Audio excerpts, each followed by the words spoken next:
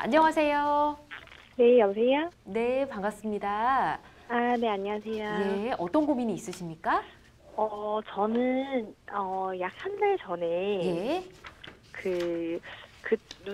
눈꼬리 쪽 처짐이 네, 고민이라서 예, 병원을 갔더니 예, 그쪽 원장님 분이 약간 조금 생소한데 예, 관자놀이 쪽 부분을 절개를 해서 그쪽을 네. 리프팅을 하는 관자 리프팅을 권하셨어요. 아, 이게 눈꼬리가 처졌다는 게 나이가 들어서 처지는 그런 거 말고 꼬리가 처져서 올리고 싶었다 이런 말씀이신 건가요? 네네네. 아, 그렇군요. 예, 네.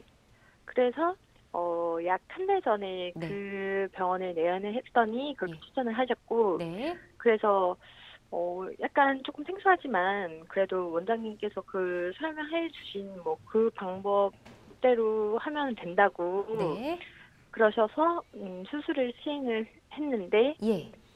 결론적으로는 결과가 좋지 눈으로 않으셨군요. 육안상 그리고 사진상으로도 비교를 했었을 때 효과는 일단 전혀 없고요. 네, 그리고 그 해당 절개한 부분에 네.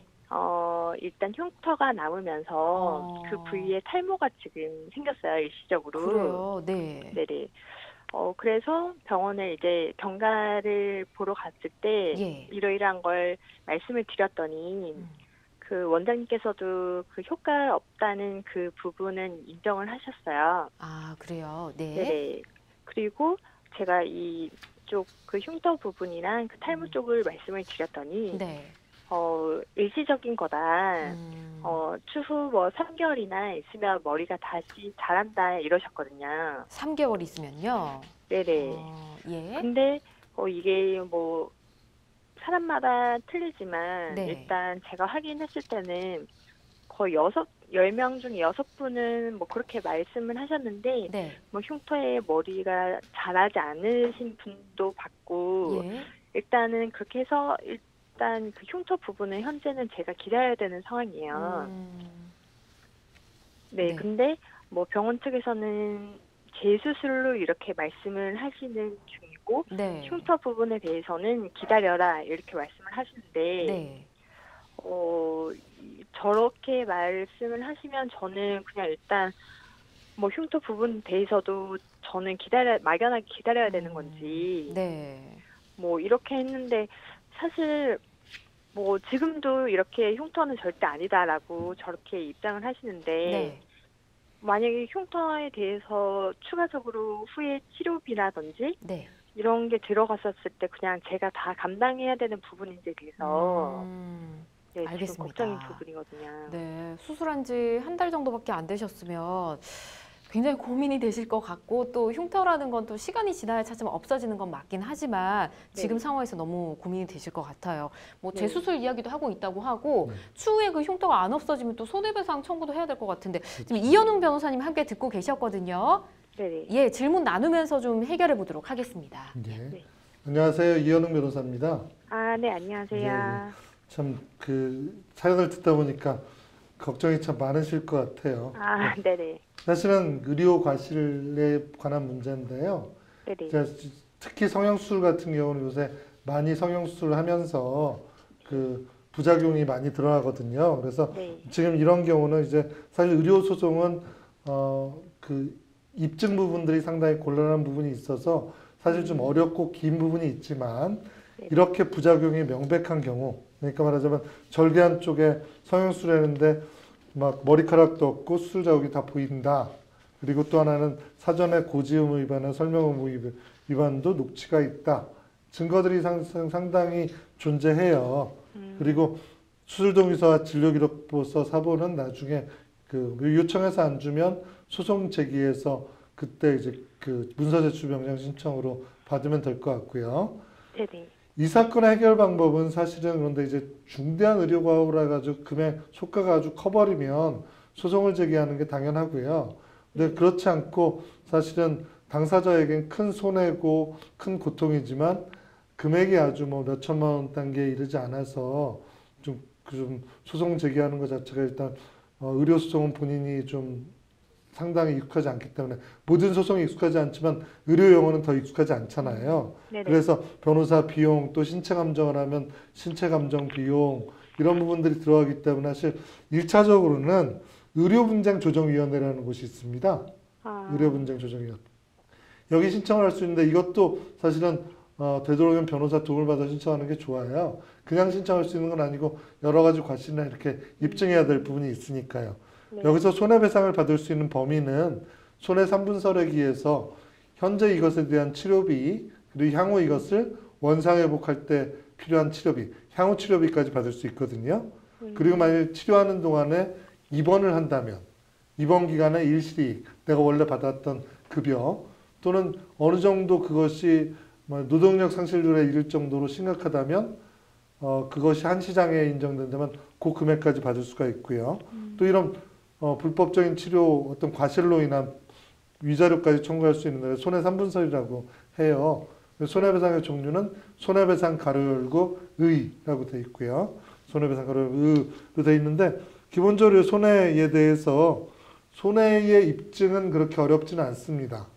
그리고 신체감정을 원칙적으로는 신체감정을 해야 되는데 소액재판은 이런 신체감정의 절차 없이 어느 정도 비교적 좀 간이하게 판사가 조금 왜냐하면 소액재판 같은 경우에 모든 절차를 다 거치면 배보다 배꼽이 더 클 수가 있기 때문에 여러 뭐 견적서라든지 기타 뭐 이런 것들을 보고 서로 조정을 시도할 수도 있고요.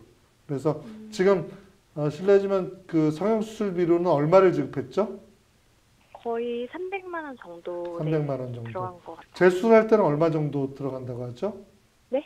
재수술. 그곳에서 하면 뭐 그 무료로 해주겠지만 지금 중요한 그곳에서 하고 싶지 않잖아요. 그러니까 네, 그렇죠.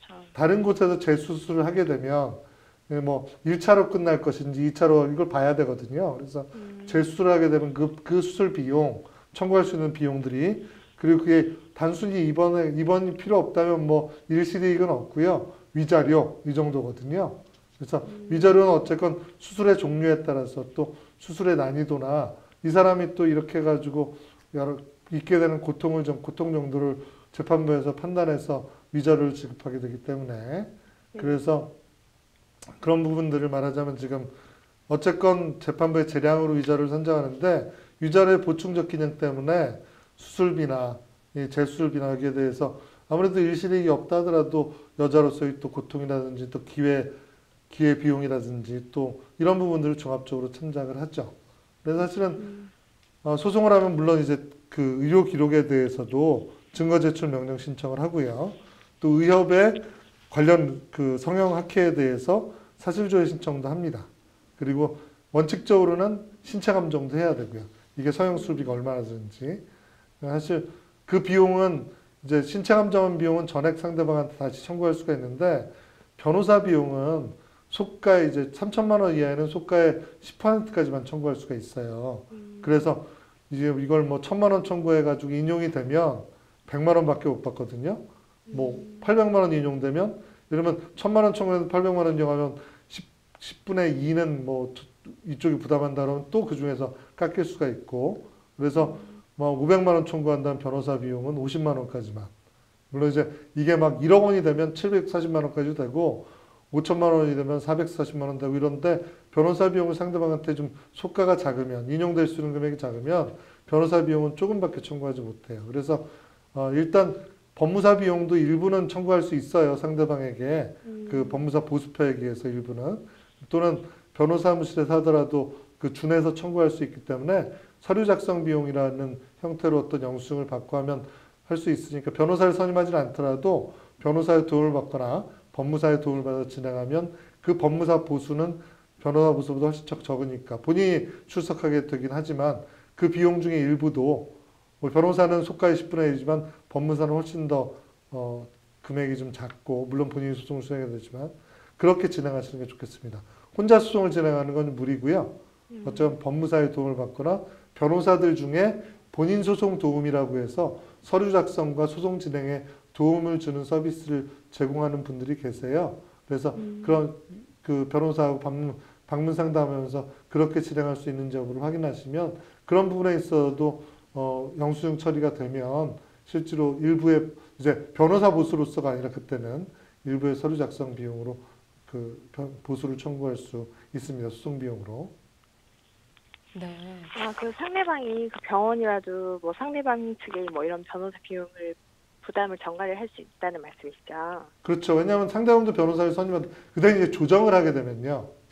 의료 소송이 조정으로 종결되는 경우가 많은데 조정이 되면 서로 각자 비용 부담으로 해요. 되게. 자, 이쪽에서 예를 들면 이런 거죠. 상대방 변호사, 병원이니까 변호사를 선임했어요. 300만 원, 400만 원, 500만 원 들여서. 이쪽은 변호사를 선임하지 않아서 했다 하더라도 소송비용 피고 부담으로 한다라고 하면 우리가 들어간 인지대동달로 변호사 비용 중에 10분의 1 청구할 수 있지만 변호사를 선임하지 않으면 인지대동달로 감정비용 청구할 수 있고요. 상대방이 변호사를 선임하건 선임하지 않건.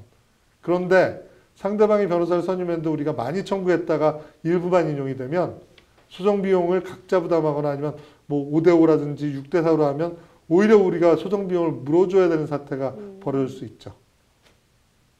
근데 이건 속가가 작기 때문에 변호사 비용이 상대방이 청구할 수 있는 변호사 비용이 작을 거예요. 그래서 지금 전문가가 아니시기 때문에 지금 얘기하는 부분들을 다 그대로 잘 모르시겠죠. 네네. 네, 그건 당연한 거고요. 일단 변호사 사무실이나 법무사무실 찾아가서 의료소송의 특징이나 이런 부분에 청구 가액이 어느 정도 될지, 손해 3분사를 위해서 상대방한테 청구를 어떻게 하는 게 적합할지, 또 신체 감정 없이 견적서 형태로 그러면 조정이 될 수 있거든요. 신체 감정하는 게 상당한 비용이 들어가니까요. 그러니까 견적서 형태로 해가지고 어떤 식으로 상대방한테 조정이 이루어질 수 있을지 이런 검토하도록 변호사 사무실에서 상담료를 지급하고 변호사하고 직접 상담을 하거나 또는 법무사무실에 법무사와 상담해 보시는 게 좋겠습니다. 네. 더 궁금하신 네, 점은 없으신가요? 네네. 네. 우선은 의료소송이다 보니까 좀 복잡합니다. 말씀해 주신 대로 누군가 법에 대해 잘 아는 사람의 도움을 좀 받으시는 게 좋겠고요.